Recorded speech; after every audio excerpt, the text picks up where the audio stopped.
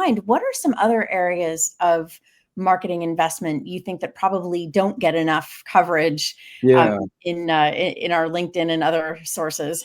Well, so I'll tell you the two places. So we asked, within marketing, what departments were most likely to get increases, and it's demand gen and digital marketing.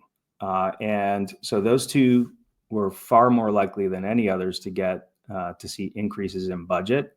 So I don't think that that's bad, but I think, and this is really where I've been focusing a lot of attention lately, the emphasis on brand and B2B. So, brand gets about, so we asked how much do you spend on brand? How much do you spend on demand and ABM combined? We combined those two things and said, what percentage of brand is that? And it's about 25 or so percent. So, and that's about, I think what most people would kind of say.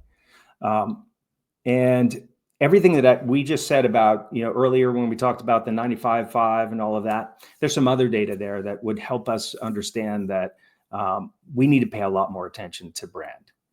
And like specifically, one of the things that we found in other research is, and this is a replication of a Bain study. And the questions we asked were, one, did you know the brands that you were about to evaluate in advance? Did you already have experience with them? 95% of the time, buyers, no matter who they are, what role, what level, say, yeah, I know at least one of them. And then how many of the companies you were going to evaluate did you have on the short list on day one? And it's 4 out of the 5, which tells you that 4 out of the 5 brands were known to somebody in the buying group on day one. It also tells you that, and how often did you buy from one of those 4 that were on the day one shortlist? And that's 85% of the time in our study. I think it was closer to 90 in the Bain study. So if you're not on the shortlist on day one, which might be 12 months from when that thing turns into revenue, if you're not on the shortlist on day one, you are not going to win the deal. I mean, you've got a 15% chance at best. So one, you better get on the day one shortlist. And if you're a small brand, you're in a new category, something like that, that means you've got work to do on brand awareness. You've got work to do in making sure that people can associate you with that business problem that you're trying to solve. But most B2B companies are actually not in that.